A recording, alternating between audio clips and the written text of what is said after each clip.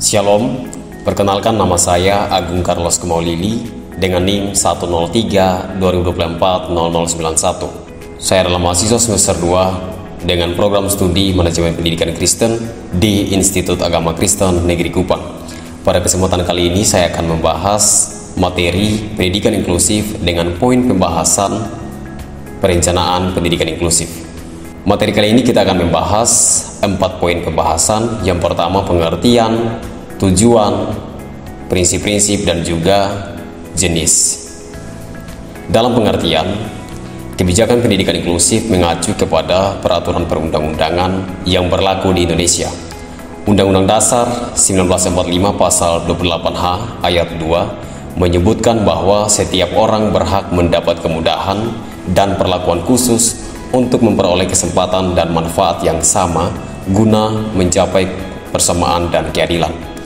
Inklusif adalah sebuah pendekatan untuk membangun lingkungan yang terbuka untuk siapa saja dengan latar belakang dan kondisi yang berbeda-beda, meliputi karakteristik, kondisi fisik, kepribadian, status, suku, budaya, dan lain sebagainya.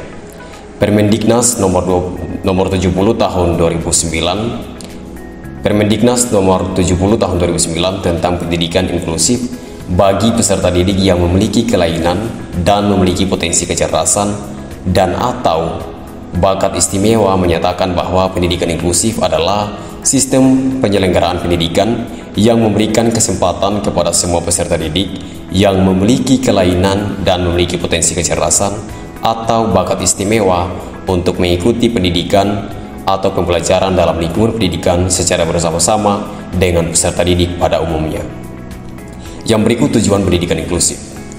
Tujuan pendidikan inklusif adalah memberikan kesempatan yang seluas-luasnya kepada semua peserta didik yang memiliki kelainan fisik, emosional, mental, dan sosial, dan atau memiliki potensi kecerdasan atau bakat istimewa untuk memperoleh pendidikan yang bermutu sesuai dengan kebutuhan dan kemampuannya. Yang berikut mewujudkan penyelenggaraan pendidikan yang menghargai keanekaragaman dan tidak didiskriminatif bagi semua peserta didik. Yang berikut prinsip pendidikan inklusif. Prinsip pendidikan inklusif adalah bahwa semua peserta didik tanpa terkecuali dapat belajar dan perbedaan menjadi kekuatan dalam potensinya. Prinsip umum lainnya dalam pelaksanaan pendidikan inklusif adalah kehadiran peserta didik berkebutuhan khusus di kelas sehingga bisa beradaptasi dan diterima di lingkungan satuan pendidikan. Dalam pelaksanaan pendidikan inklusif, penerapan kurikulum menggunakan prinsip fleksibilitas sehingga bisa diadaptasi sesuai dengan kondisi, karakteristik, dan kebutuhan peserta didik. Prinsip adaptasi berarti dalam melaksanakan pendidikan inklusif, satuan pendidikan harus memperhatikan 3 dimensi dalam melakukan proses penyesuaian, yaitu kurikulum, instruksional, dan lingkungan belajar atau ekologis. Yang berikut peserta didik berkebutuhan khusus. Undang-Undang Republik Indonesia Nomor 20 Tahun 2003 tentang Sistem Pendidikan Nasional, Pasal 5 Ayat 2, 3, dan 4 mendefinisikan anak berkebutuhan khusus sebagai yang pertama, anak yang memiliki kelainan fisik, emosional, mental, intelektual, dan atau sosial. Yang kedua, anak yang memiliki potensi kecerdasan dan bakat istimewa. Yang ketiga, anak di daerah terpencil atau terbelakang serta masyarakat adat yang terpencil sehingga mereka semua berhak memperoleh pendidikan layanan khusus. Untuk memudahkan kita dalam mengenali keberagaman peserta didik berkebutuhan khusus berdasarkan pada Undang-Undang Nomor 20 Tahun 2003 tersebut, maka dalam panduan ini, keberagaman peserta didik berkebutuhan khusus dikelompokkan menjadi sebagai berikut. Yang pertama, peserta didik dengan hambatan penglihatan atau tunanetra. Seseorang disebut mengalami hambatan penglihatan apabila setelah diukur dengan menggunakan alat ukur ketajaman penglihatan menghasilkan skor 20-200 Vt atau kurang dari itu, dan atau memiliki lapang pandang kurang dari 20 derajat. Anak dengan hambatan penglihatan adalah anak yang mengalami gangguan daya penglihatan demikian rupa sehingga membutuhkan layanan khusus dalam pendidikan maupun kehidupannya. Yang kedua, peserta didik dengan hambatan pendengaran atau tunarungu. Peserta didik dengan hambatan pendengaran adalah suatu kondisi kerusakan atau tidak berfungsinya pendengaran dalam berbagai tingkatan yang menyebabkan terjadinya kemiskinan bahasa. Yang berikut, peserta didik dengan hambatan intelektual atau intellectual disability adalah anak yang secara nyata mengalami hambatan atau keterbelakangan intelektual sehingga mengalami kesulitan dalam menyelesaikan tugas-tugas akademi maupun sosialnya. Yang berikut, peserta didik dengan hambatan fisik motorik atau tunadaksa. Peserta didik dengan hambatan fisik motorik adalah anak yang mengalami hambatan yang bersifat menetap pada anggota gerak atau tulang, sendi, otot. Mereka mengalami gangguan gerak karena keloyuhan otot atau gangguan fungsi syarat otak atau cerebral palsy dan atau kelumpuhan pada anggota tubuh atau polio. Yang berikut, peserta didik dengan hambatan emosi dan perilaku. Anak yang berhambatan emosi dan perilaku menurut IDEA memiliki ciri-ciri sebagai berikut. Yang pertama, ketidakmampuan belajar tetapi tidak terkait dengan masalah intelektual, sensori, atau faktor kesehatan. Yang kedua, ketidakmampuan membangun hubungan interpersonal yang baik dengan teman sebaya maupun guru. Yang ketiga, ketidakselarasan pola perilaku maupun perasaan dalam situasi normal. Yang keempat, menunjukkan ketidakbahagiaan dan depresi. Yang kelima, cenderung menunjukkan tanda kecemasan dan berkaitan dengan masalah personal atau problem sekolah. Yang keenam, peserta didik lambat belajar atau slow learner. Lambat belajar atau slow learner adalah anak yang memiliki potensi intelektual sedikit di bawah rata-rata anak sebayanya, tetapi tidak termasuk kategori peserta didik dengan hambatan intelektual atau biasanya memiliki IQ di antara 70-90. Yang ketujuh, peserta didik berkesulitan belajar spesifik atau specific learning disability. Seseorang disebut mengalami kesulitan belajar apabila setelah diukur dengan menggunakan tes kecerdasan menghasilkan skor IQ rata-rata atau di atas rata-rata, tetapi memperlihatkan hasil belajar pada bidang tertentu berada jauh di bawah perkembangan usia dan kemampuan mentalnya. Yang berikut, yang kedelapan, peserta didik cerdas istimewa dan bakat istimewa. Seseorang disebut cerdas istimewa dan atau bakat istimewa apabila setelah diukur dengan menggunakan tes kecerdasan bakat menghasilkan skor IQ di atas normal. Mereka juga memiliki kreativitas dan task komitmen di atas rata-rata. Yang kesembilan, peserta didik autis. Autis dari kata auto yang berarti sendiri.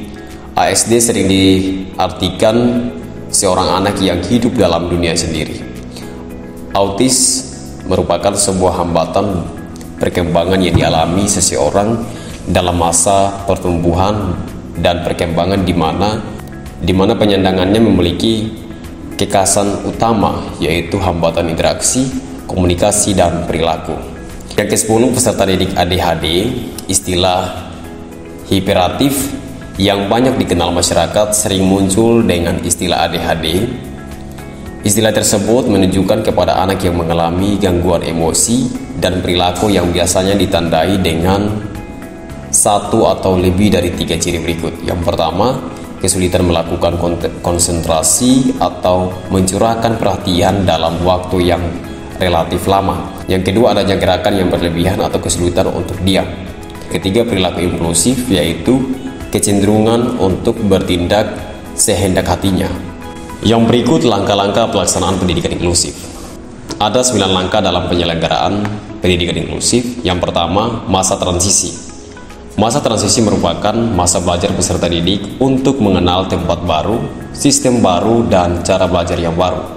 Jika peserta didik berhasil beradaptasi, maka capaian pembelajaran akan terlaksanakan. Jika tidak berhasil, maka akan berpengaruh pada mental peserta didik dalam pembelajaran. Yang kedua, menerima peserta didik baru atau PPDB. Penerimaan layanan pendidikan bagi peserta didik berkebutuhan khusus di sekolah. Penyelenggaraan pendidikan inklusif diawali dengan kegiatan PPDB. Yang ketiga, identifikasi dan asesmen identifikasi. Identifikasi merupakan proses dalam menentukan dan mengenali potensi keberagaman peserta didik. Proses ini dapat dilakukan dengan beberapa cara seperti observasi, wawancara, tes, dan pemeriksaan dokumen. Asesmen adalah sesuatu proses yang sistematis dan komprehensif dalam mengenali permasalahan lebih lanjut untuk mengetahui hal yang menjadi masalah, hambatan, keunggulan, dan kebutuhan individu. Hasil asesmen nantinya akan menentukan jenis dan bentuk layanan yang dibutuhkan. Yang keempat, penyusunan profil pelajar peserta didik. Dari hasil asesmen yang diperoleh akan menjadi acuan bagi suatu pendidikan, penyelenggaraan pendidikan inklusif dalam menyusun program intervensi maupun penyusunan program pembelajaran. Profil pelajar peserta didik juga dapat digunakan untuk menentukan metode pembelajaran dan mengevaluasi peserta didik berkebutuhan khusus. Yang kelima, perencanaan pembelajaran. Perencanaan pembelajaran menjadi langkah berikutnya untuk menghasilkan program dan proses pembelajaran untuk peserta didik berkebutuhan khusus. Program pembelajaran yang akan diterapkan dibuat berdasarkan hasil asesmen dan hasil profil pelajar peserta didik. Yang keenam, proses pelaksanaan pembelajaran. Langkah selanjutnya adalah pelaksanaan pembelajaran di kelas. Dalam tahap ini, guru dapat menerapkan modifikasi dalam proses pembelajaran di kelas yang disesuaikan dengan kondisi dan kebutuhan peserta didik. Yang ketujuh, program pendidikan individu atau PPI. Program pendidikan individual merupakan program yang dirancang oleh tenaga pendidik yang berisi tentang hambatan yang dimiliki PDBK dan proses perbaikan atau tahapan peningkatan kemampuan PDBK yang diberikan secara individual. Yang kedelapan, penilaian atau asesmen pelaksanaan pembelajaran. Setelah proses pembelajaran selesai dilaksanakan, maka kegiatan selanjutnya adalah penilaian. Kegiatan ini perlu dilakukan untuk mengumpulkan dan mengolah informasi pencapaian peserta didik dalam proses pembelajaran. Yang terakhir, yang kesembilan, laporan hasil belajar. Laporan kemajuan pelajar dan pencapaian peserta didik bersifat sederhana dan informatif karena harus mencakup informasi yang bermanfaat mengenai karakter dan kompetensi yang dicapai serta strategi tindak lanjut. Demikian hasil presentasi saya. Terima kasih.